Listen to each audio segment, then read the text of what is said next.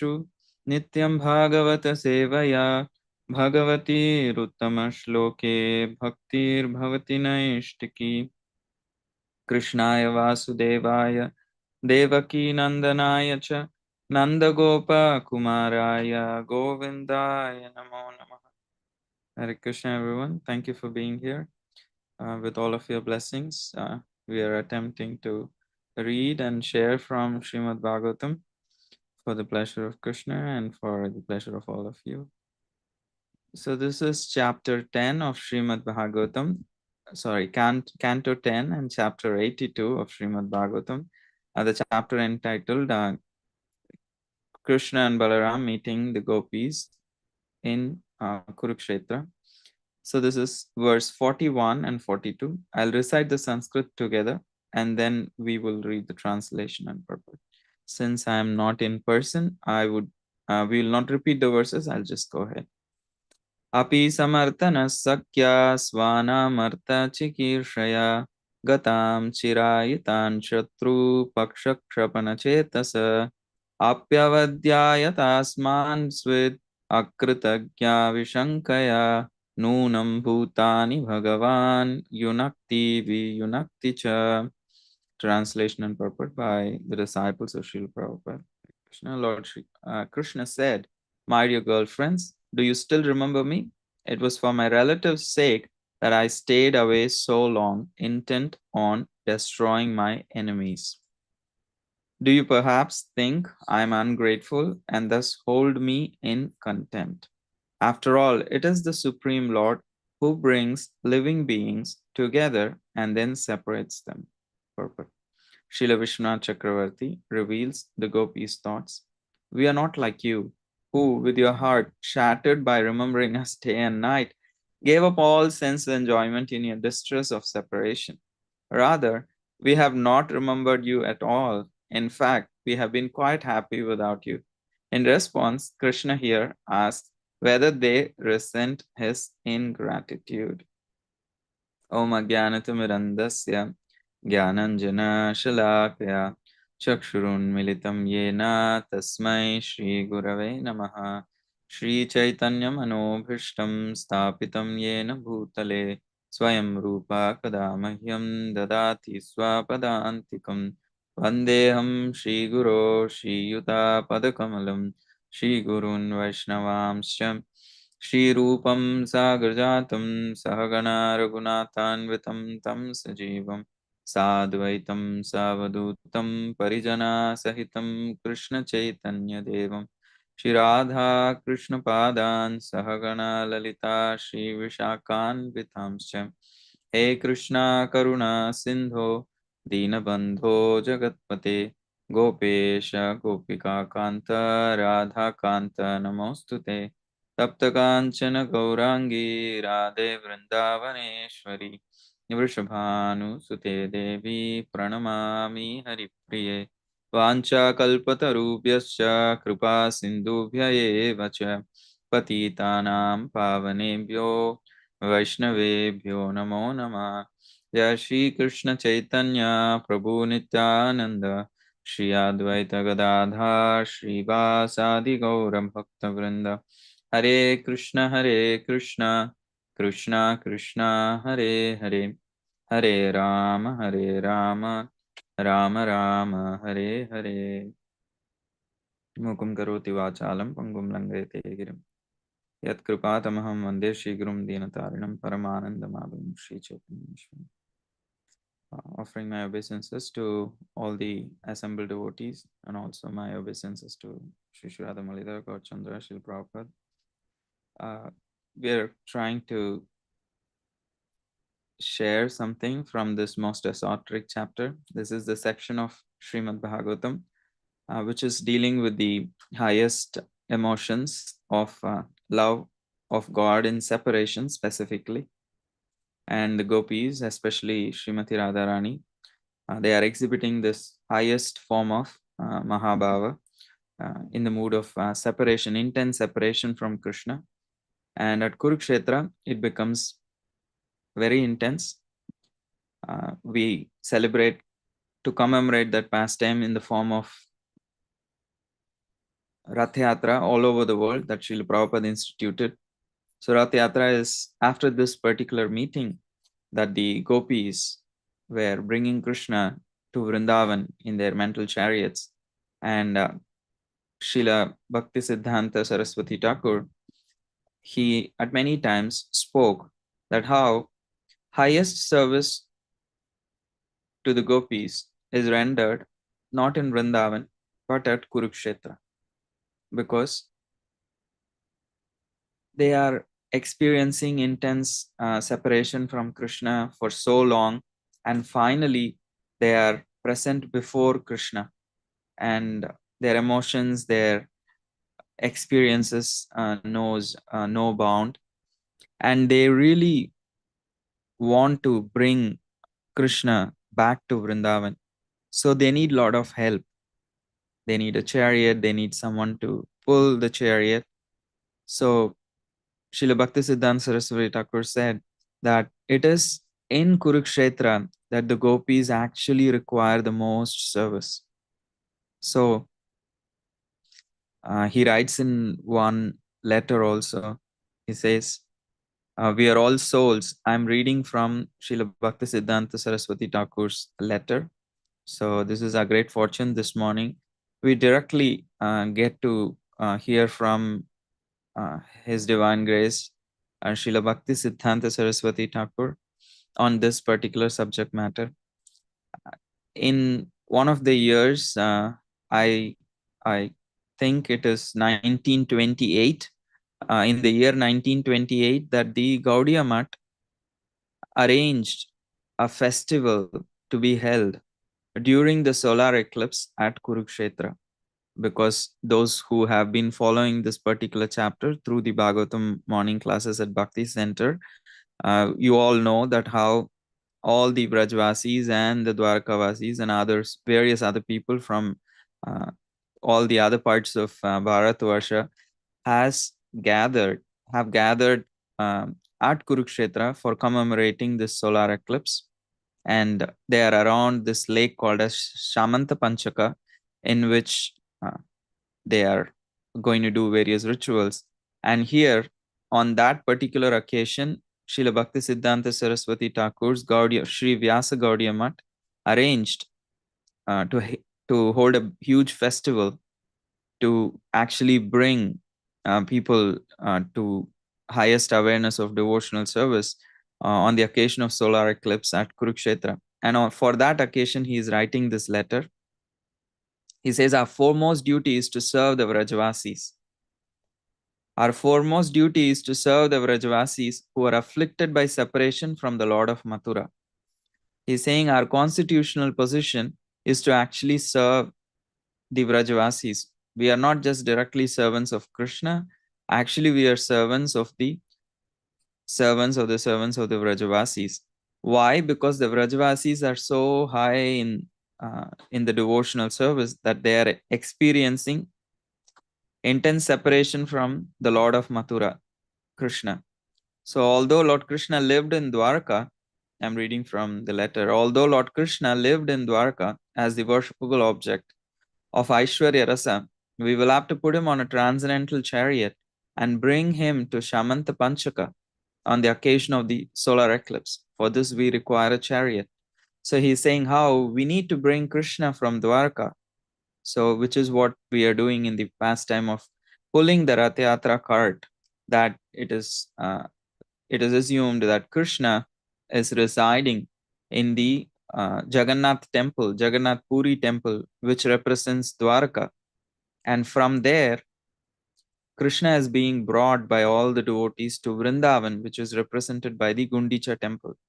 That is why Sri Chaitanya Mahaprabhu took so much interest in actually cleaning the Gundicha temple and in participating in the Rath Yatra, because he is in the mood of Srimati Radharani himself, that that he was so eager to bring Krishna back to Vrindavan. And that's why Srila Bhaktisiddhanta Saraswati Thakur is saying, we want to do that service. We want to be the servants of Vrajavasis. He says, what happens if we don't serve the Vrajavasis?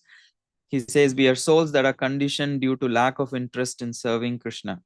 A conditioned soul has very little or no interest in serving Krishna. And so we are busy in material enjoyment. If these transcendental pastimes manifest before us in the form of deities, then we will develop our service propensity. So that is why it is important to observe these festivals and Rath Yatra and have deities and worship them. So when we see Jagannath, Baldev and Subhadra, we can understand the amount of separation that the Vrajvasis are feeling from Krishna and the amount of separation that Krishna is feeling from the Vrajvasis. So the goal of our service is to arrange. Here Bhaktisiddhanta Saraswati Thakur saying, what is our goal? The goal of our service is to arrange a meeting between the object of worship and the worshipper. Who's the object of worship? Krishna. And the worshipper are the Vrajvasis. It says, in addition, it will give us special help to become inclined to the service of the Supreme Lord. So what is the benefit in serving, in arranging for the meeting between Krishna and the Vrajvasis? It will help us develop inclination to serve. When we get the blessings of the Vrajvasis and get their mercy, we will give up the material enjoying tendency and develop the ability to serve Krishna, the inclination to serve Krishna. In other words, it will free us from the service of material enjoyment. Life after life after life, we have been serving the material desires, and they have never given us a break. Madhavendra Puri says that I have served these masters of lust, anger, pride, envy, greed, and illusion lifetimes after lifetime. But they are such ingrateful masters that they never say, oh, you have served me life after life so sincerely. Now I will release you. You don't need to continue to serve me. No, he says, Madhavendra Puri says, they never become satisfied. They never say, oh, you have served me for so many lifetimes that you can now take retirement. No, there is no retirement from the service of lust, anger, and all the other unearthers. So here, in other words, Bhaktisiddhanta Saraswati Thakur saying it will free us from the service of material enjoyment and engage us in the service of the participants in the Supreme Lord's eternal pastimes. So our idea is not directly engage in the pastimes. Our idea is to be the servants of the participants in the Leela of Krishna. So Bhaktisiddhanta Saraswati Thakur saying, if these pastimes of the Supreme Lord are served, then the human form of life will become successful and material desires will be destroyed.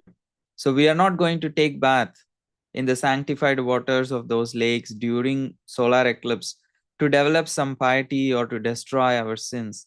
We are actually going so that our propensity for Krishna is awakened. So that is the purpose of devotional service. It is not for any material benefits or even for any piety, spiritual piety or material piety or destroying our sins. These are not our focus. Our focus is to give pleasure to the devotees of Krishna who are trying to serve Krishna. And that kind of a service propensity is what we are hoping to awaken through our chanting of Hare Krishna and engaging in the service of the pastimes of the Supreme Lord. So here we see in these pages of Srimad Bhagavatam, the highest pastime is being described. So with all of your blessings, I'll attempt to share something uh, until this point, what is happening, so that and then I'll open in a few minutes for us to share. So when Krishna arrived in Kurukshetra, so he had to wait because he is now a prince. So all the formalities of meeting various other kings and dignitaries and seniors, and then finally he was waiting to meet the Vrajvasis, and then in that also out of etiquette, he was meeting with Nanda Maharaj and Yashoda Mai and all of them, and then he was being like uh, he was spending time with the elderly gopis and Mother Rohini and Devaki and all of them. And then he realized he was really waiting to meet the gopis. So as they were all very busy in discussing Devaki, Yashoda, and Rohini, they were all absorbed in talks about Krishna's childhood pastimes.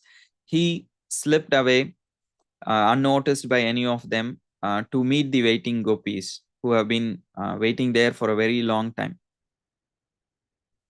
So So to assist the gopis, actually Yogamaya transfers all of them to a nearby forest of flowering kadamba trees. So the forest is filled with kadamba trees, and the trunks of the trees are intertwined by the malati vines. And these are all very fragrant flowers, and they all bloom at night. And there is such a wonderful atmosphere created by Yogamaya for this meeting, to facilitate this meeting of Krishna and the gopis. And then there were sweet sounding cuckoos, and making this atmosphere very pleasant. And out of the sight of all the busy yadus and the vrishnis and everyone who are celebrating these festival of solar eclipse, Krishna could now freely meet with the gopis. So he arrives at the Kadamba forest, and he sees all the gopis are like, they are like statues. They are like completely frozen, and they are all completely absorbed in the bliss of separation from Krishna. So their eyes were closed, and their faces are radiant with bliss, but they're all standing like completely frozen statues. And Krishna pauses for a moment, because this is a very unique scene. He has never seen anything like that. So he really wants to take advantage of that particular unique scene. And then under that rising moon and that soothing moonlight, he actually studies the beauty of the gopis one by one. And because they are in their trance, they are completely immobilized. So he could observe all the elevated symptoms of ecstasy in their face and in person. And he was completely mesmerized. Still, out of all gopis, he was searching for Sri Radha. And when he came before Srimati Radharani, he saw that just to please Krishna, she has dressed in that favorite blue garments of that Krishna liked, whenever Shri Radha is dressed in those blue garments, and she's ornamented with pearls, and she's giving out a soft golden splendor radiating from her personality, and it's literally illumining the forest nearby. And there is Lalita and Vishaka standing next to Shri Radha. However, they are all like completely frozen in the trance of Krishna Prem. And he really wants to embrace Srimati Radharani, but he fears, if she comes to senses, and then the other gopis will also awaken, and he will not be able to have that exclusive time with Srimati Radharani. So what he does is, instead of just immediately embracing Radha, he expands himself into many forms. So that's what we saw in the previous verse, 10.82.40, that he expands by his Vibhuti Shakti. So Vibhuti Shakti is the potency by which Krishna indirectly manifests uh, to stand in front of each and every gopi. And he embraces each one, every gopi separately. And when he embraces, they awaken actually from the trance due to the embrace. Actually, the gopis are very confused, because in their trance, they are the ones who were actively embracing Krishna, and Krishna was passively receiving the embrace. They were the ones who were embracing. But suddenly, when they are now opening their eyes, they see that Krishna is embracing them, and they are in a passive role of receiving the embrace. So they are completely confused. So, what happened? How did this roles suddenly reverse? So, to reassure the gopis and to lighten their spirits, Krishna smiles charmingly. So, if you see in this verse, it is very clearly written that Krishna actually smiles. So, why does he smile? Because they are confused now.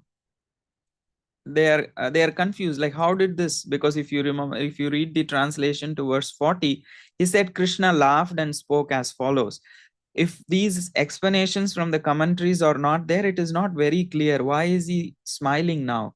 They are all in pain, in the sense externally they are all feeling separation and sorrow from him. However, they are all actually experiencing bliss internally. So why is he smiling? Because he is smiling because now he understands that the gopis are confused. Suddenly, how did this role happen reverse? And he, in his very sweet, charming voice, he says, "Oh, my dear gopis, are you all now relieved from the pain of separation? After all, I'm here. You have been waiting for me. You have been praying for me.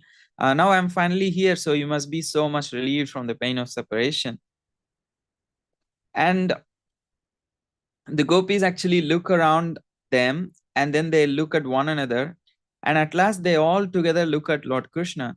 So dream or reality, they're not able to realize whether this is a dream or reality, because at the same time, as soon as they gained their composure, so one of the gopis uh, like is like very confused. So Krishna teases them, "Oh, my dear friends, gopis, do you even still remember me? You're all looking at each other. You are looking at me. You're all looking at each other. You're also confused. Do you even still remember me? Or you forgot that for my relative's sake, I just had to leave you, uh, and I had to endure this long separation because I have a duty. That is the reason that I was separated from you. So did you all forget all of those things?" So then one of the gopis becomes actually very irritated. She raises her eyebrows and in a very sarcastic tone, she says, "Oh, silly Krishna, we gopis are not like you. Like, we are not like you. Your heart is shattered by the memories of us. You are always remembering us, and you have given up all sense enjoyment. And day and night you are thinking about us. But we are not like that. We are, in fact, actually very happy. We have not even given you even a thought for a second. Actually, we did not even remember you even for a second. We have been actually quite happy without you, to be very specific." Another gopi says, and actually Krishna could understand that the gopis are very angry, so they are being very sarcastic. It is actually the gopis whose hearts were completely shattered, and they gave up all kinds of sense enjoyment, and day and night without even a break for a single second they have been remembering about Krishna. And externally they have been shedding tears, and they have been wanting to be united with Krishna, though on an internal level they were never separated from Krishna. So Krishna understands that they are being very sarcastic. So that is why he is telling this particular verse that we are reading today. Sir, my dear girlfriends, do you still remember me? So it was for my relative's sake I actually left you. And uh, and then the second verse he is now saying, so now realizing that they are all becoming so sarcastic, he is saying, do you you probably think I'm very ungrateful, and then you are being very sarcastic at me, and you're holding me in contempt. And then he says some that he's saying, it's not me. So to deflect the charge of ingratitude at him by the gopis, in a matter of fact way, that Krishna continues, after all, it is the Supreme Lord who brings living beings together and then separates them. So why be angry at me? Because this is again not the great logic, because he is going to get more sauce from the gopis for speaking like that. So I'll leave that aside for the future speakers, because I don't want to step aside beyond the scope of the verses.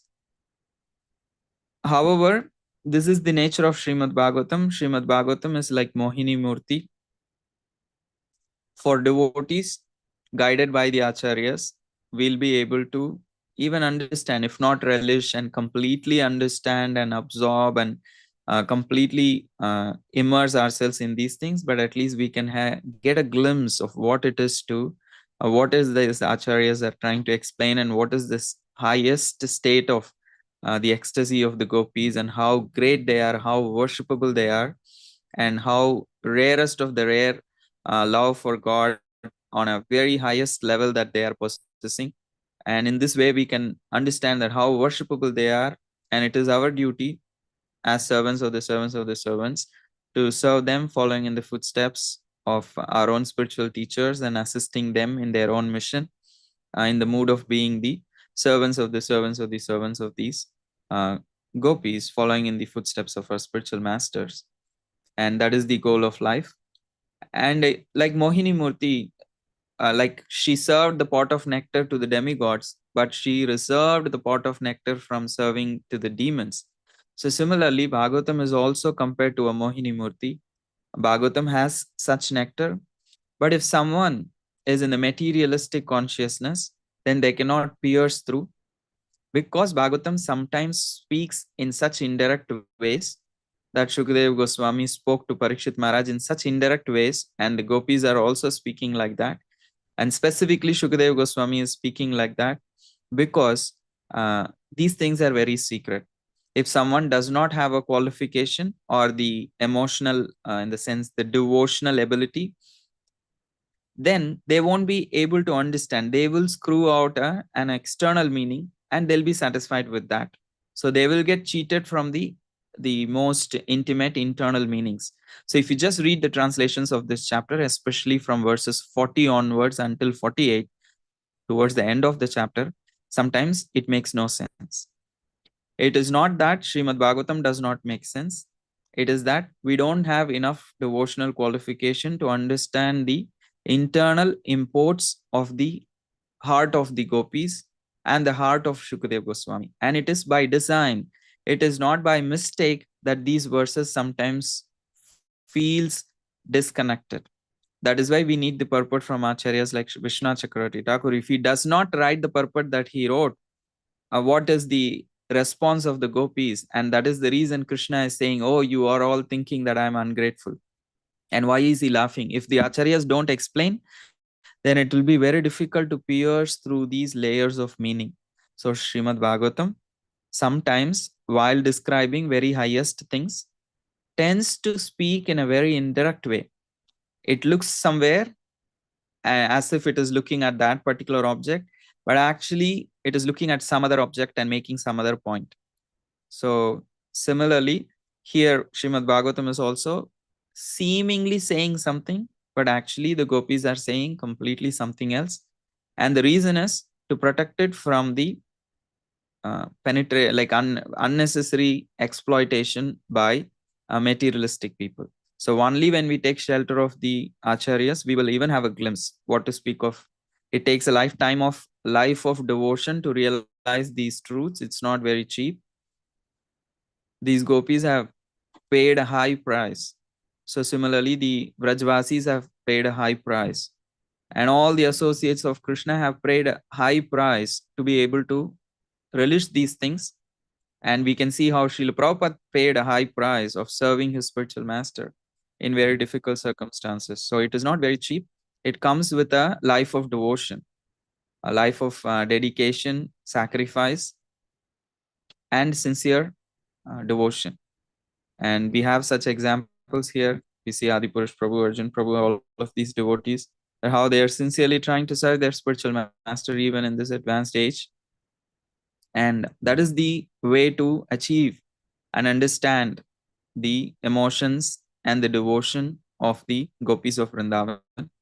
So I'll stop here. So if anybody has any thoughts, anything you would like to share, please.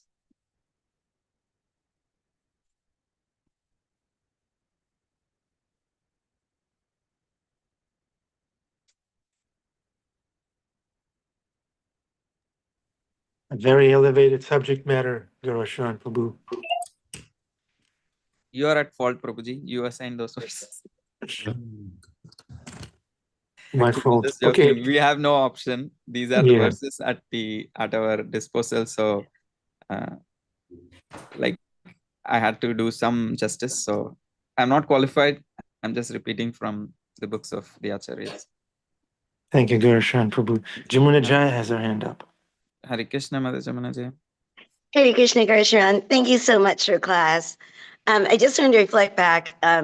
Thank you for reminding us that we're actually doing a service at the Ratha Yatra. It becomes like this party, and we see all our friends, and so you just really this is our really opportunity to serve the gopis in that way, and that elevates the whole thing because it's really easy to just turn it into the social event of the year. So thank you so much for that, and then thank you also at the end for reminding us not to take these things cheaply and for granted. You know, especially in these days and age, there's so many things you can listen to. You can pop on here, pop on there, but it's not to be taken cheaply. These people paid like you were saying, Prabhupada paid a price, and because of the price he paid, we have access to it. But let us honor him. The only way we can ever thank him, we can't thank him enough, is to remember not to take this cheaply and to pay our own price by our devotion, our intention. So thank you so much. It was a really, really good reminders this morning. Hare Krishna. Hare Krishna. Thank you. Thank you for such wonderful reflection, Mother Venetia. Hare Krishna. Good Hare morning. Krishna. Good Hare morning. Krishna. Thank you so much. Yes, I can't help but think it's not coincidence, Gaur Sharan Prabhu, that so many times we encounter the gopis, it's through you in these classes. So I don't know how it works out that way. By Krishna's I mercy. think I have to be humbled by reading about them every now. My question to you is not, it sounds like it's a literary question, but it's not. Like, I'm struck by the fact that we were told, I think at the beginning of this chapter or in the purport somewhere, that this event is happening out of sequence of time, right? Like that. Yes. And because you've read so much commentary on this, is there any, I mean, if we were reading this in a literary way, we would zoom right in on that and be like, whoa, what's the significance of that? Why is it out of time? What does that mean? But from a spiritual perspective, from Krishna's Leela, like what interpretations are there that are helpful for us to go deeper into this Leela, the fact that it's out of time? Yeah. Let me reflect the question so that you can Yeah. make sure that I understood the question. Yeah. So you're asking this particular pastime, which is like the 82nd chapter, is actually happened before the 74th chapter, like Yeah. that the Rajasuya Yagya and all of that happened actually very before actually. Yeah. But here we can see that the chronology is not given so much of an importance. Sure. So the mood of Shukadeva Goswami is also coming in here, because many of these times they are not just speaking from intelligence and having a presentation before them, having a notes, and then just like following very systematically. They are also speaking from the point of devotional emotions, actually, which Yeah. is like the waves in the sea, it just constantly coming, and what comes and hits them, what takes them away onto the shore is like they are not sure. It's beyond there. Sometimes something just pulls them, so then they start speaking, and that reminds them of something else.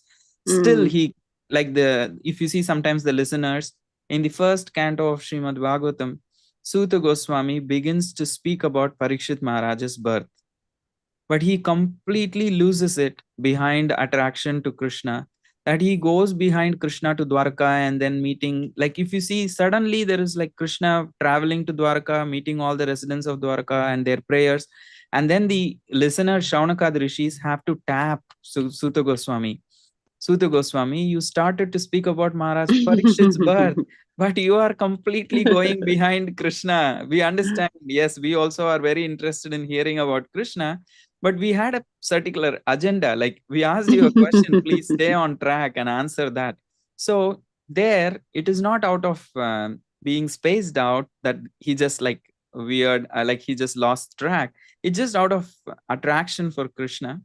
So here, similarly, Shukadeva Goswami is speaking something, and then it just like another thing comes up, another thing comes up. So that is also one reason of not paying so much attention to the chronology of events, and are also uh, and is also the highest things are sometimes reserved, like, the desert is sometimes reserved at the end, something like that. So 10th canto is coming to an end, so the highest emotions are like kind of expressed, but there are all kinds of audience sitting before Shukadeva Goswami. It's not just Parikshit Maharaj. So sometimes you need to you have a mixed audience, and you have certain advanced practitioners, you have some new practitioners. You say things in such a way that it makes sense to both of them, but they both will understand in a different way. So it takes so much intelligence and refinement to say things in such a way that both can be nourished at their own level. However, it's just the same thing that the speaker is saying. So similarly here, he has to speak to Parikshit Maharaj, who's on a very high elevated level, and then there are all kinds of other sages who are not still on that level. So that is why some things are like placed out of context a little bit and spoken little indirectly and out of chronology, so that they will think what they according to their consciousness, but Parikshit Maharaj will get the actual import. Hare Krishna. Thank you. Very helpful. It's And like actually, Jiva Goswami has written a detailed, elaborate explanation that how this thing is out of sequence and how to understand it properly. Where did he write that?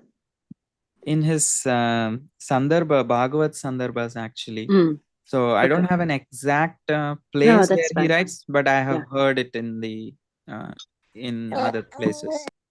Okay, I'll look. Hare Krishna. And, Thank you. and Bhagavad Sandarbha itself is a collection of verses from all over the Shastra that he put together, not chronologically, but inspirationally. Thematically. Yeah, Yeah, thematically, thematically. yes. To prove certain points. Yeah, Yeah. cool. Yeah, it's like Bhima Prabhu is listening about the gopis, and his horses are also listening. And the realization is different for Bhima Prabhu and for his horses and cats, No, it's right? pretty much the same. This is Right. precisely why Gaur Sharan has Krishna arranges that Gaur Sharan will be teaching us about the gopis as an effulgent young brahmachari, but able to connect us to the romance and the sublime ras that's present there, even if it comes to a horse's head and flashes by. Um, so thank you very much, Gaur Sharan, for a wonderful class. I think what really grounds it for me is your constant reference to scripture. So that way I can always be assured that even though this is quite a highly elevated path on a mountain, that because of scripture, we don't fall off. So thank you very much, Prabhu. Hare Krishna. Thank you, Prabhu. All credit to the LED light here for the effulgence. And I'm surely not young. Thank you. Thank you. Okay, Yes, Liz. I see Min came.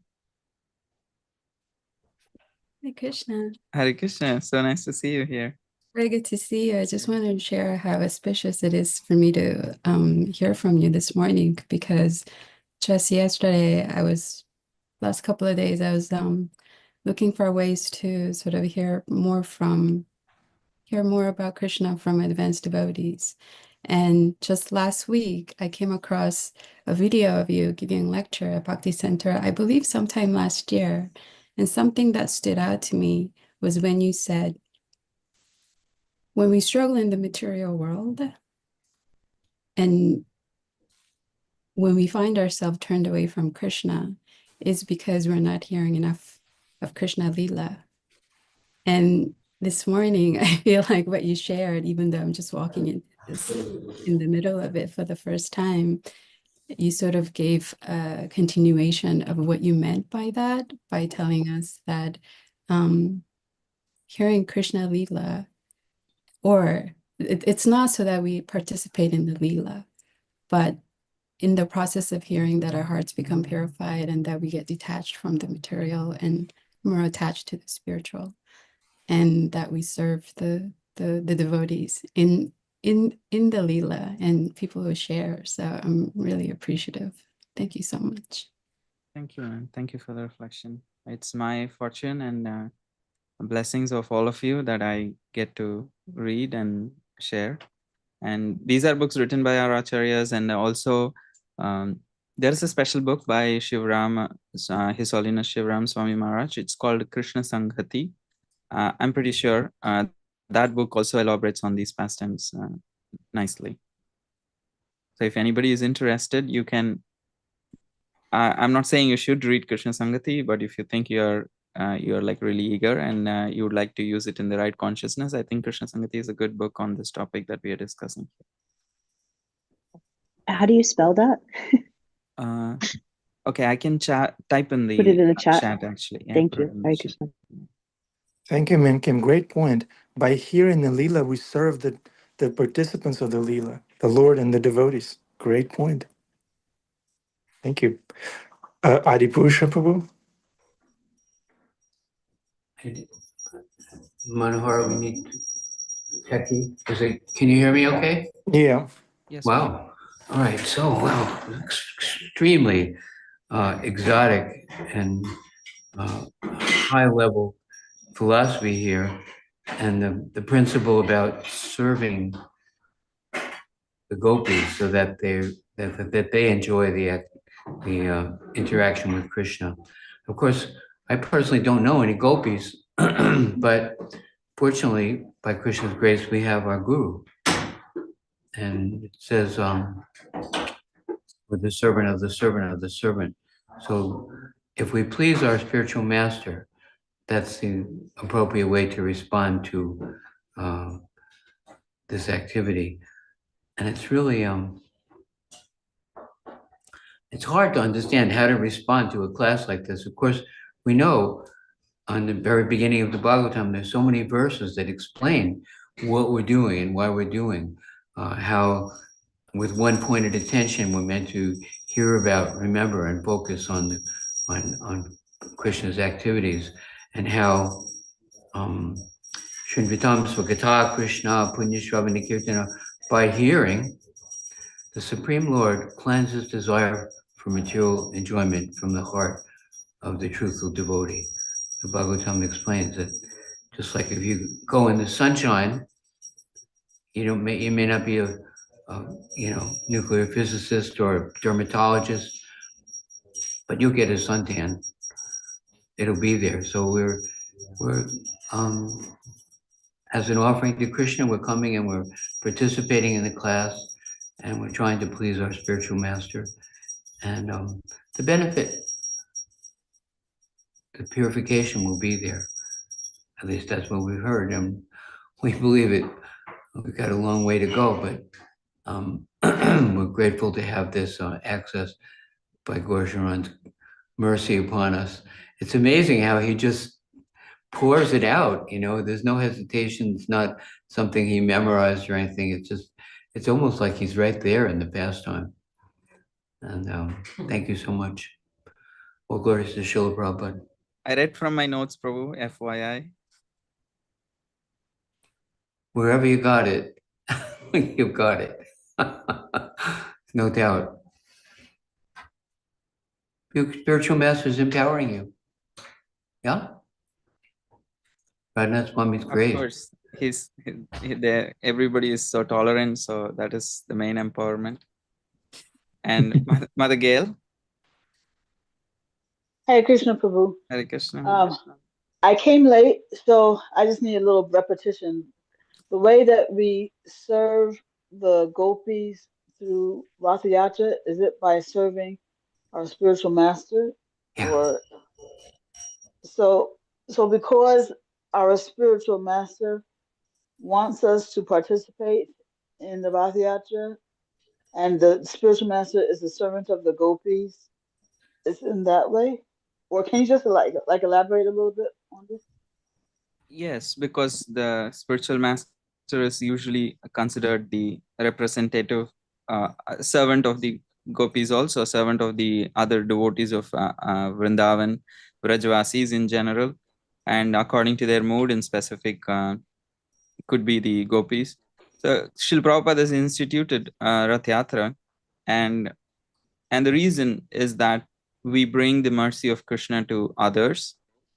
At the same time, for our own understanding, we also need to be aware. It's not just we are there to just give to others, but we also need to know the internal absorption of what is the meaning of this activity that we are trying to do in the service of the spiritual master. So even if we don't initially understand, by the blessings and the sincere endeavors to serve our spiritual master, gradually the purpose of the internal meanings of all these activities will gradually be revealed.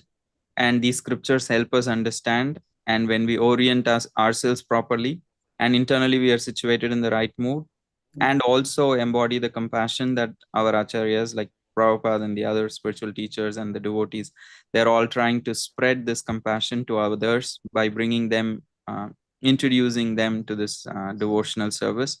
So by participating in that, in the right attitude, and more we can absorb ourselves also in the internal purpose of these activities, not just an external just an external activity. So in that way we'll be able to relish more and also serve in the better mood, and that will in turn bring us more mercy, and in turn we'll be able to become more absorbed in devotional service externally and internally. Yeah, I understand that we have to do this in the right mood. And by doing it in the right mood, you know, I guess the particular way in which we are serving the gopis will become revealed. But for now, the main point you're trying to convey is that because we are serving the servant of the gopis, in that way, we are serving the gopis. Yeah. Because that's what Bhakti Siddhanta Saraswati Thakur was saying, that what is our duty? Our duty is to serve the Vrajavasis. And how we all can serve Vrajavasis in our daily life is by serving Srila Prabhupada and his our devotees who are assisting Srila Prabhupada and like that. Mhm. Okay, thank you. Hare Krishna. Hare Krishna, everyone. I have to leave now, so thank you very much. My obeisances. Shri Grantaraj Srimad Bhagavatam ki jai, Srila Prabhupada ki jai, Nitai Gaur Premanandi. His Grace Gaur Sharan Prabhu Ki Jai. Thank you, Prabhu. Wonderful class. Thank you. Thank you. Hare Krishna. Jai. Okay, this is darshan time. Dear devotees, turn on your cameras. Put on your best look. Narottam Nitai looking cool. Yeah. Furry. Furry Narottam Nitai. Is that your winter gear? Yeah. Jeffrey Prabhu, Jimunajaya says in the chat, that was beautiful. That looks good. What was that? I missed it. Was that your spiritual form? Hold on. Oh, the shovel. Okay. Yeah. Yeah. Our eternal spiritual form is service. Service, servant of the Lord. Jeffrey. Okay.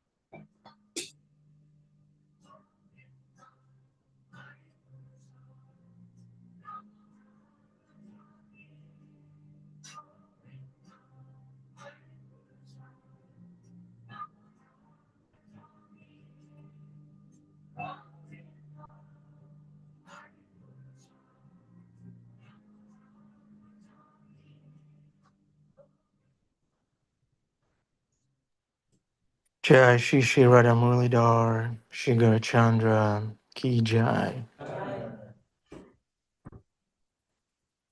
Hare Krishna, welcome to the Afterglow Temple Room, please.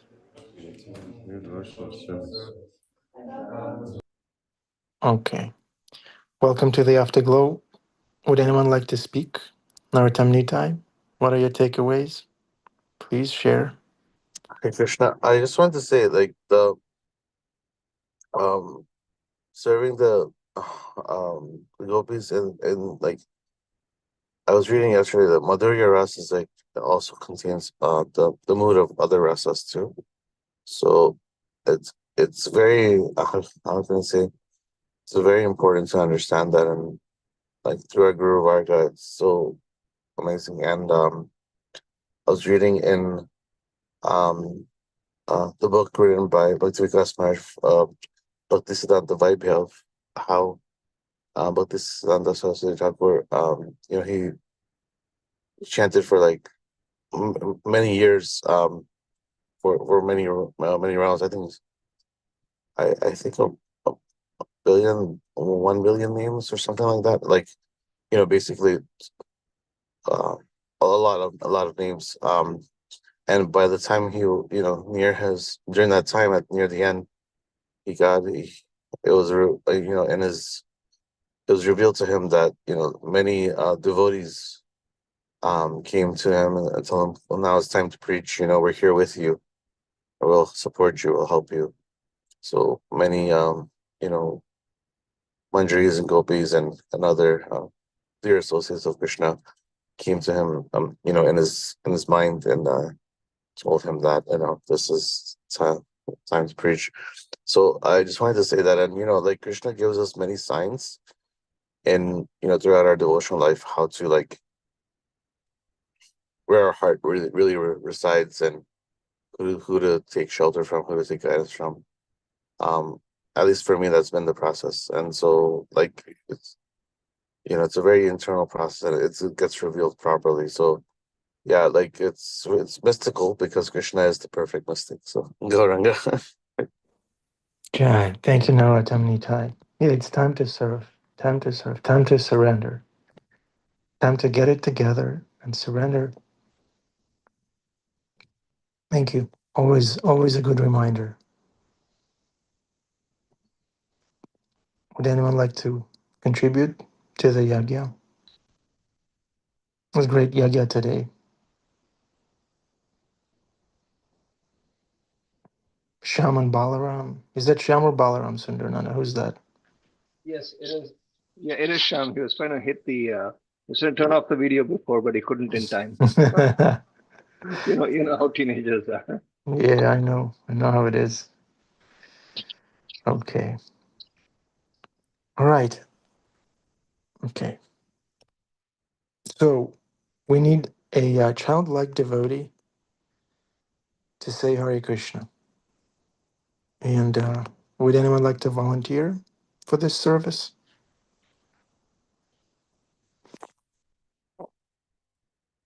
Okay, we are going to ask Joshua and Oliver to unmute themselves and say Hare Krishna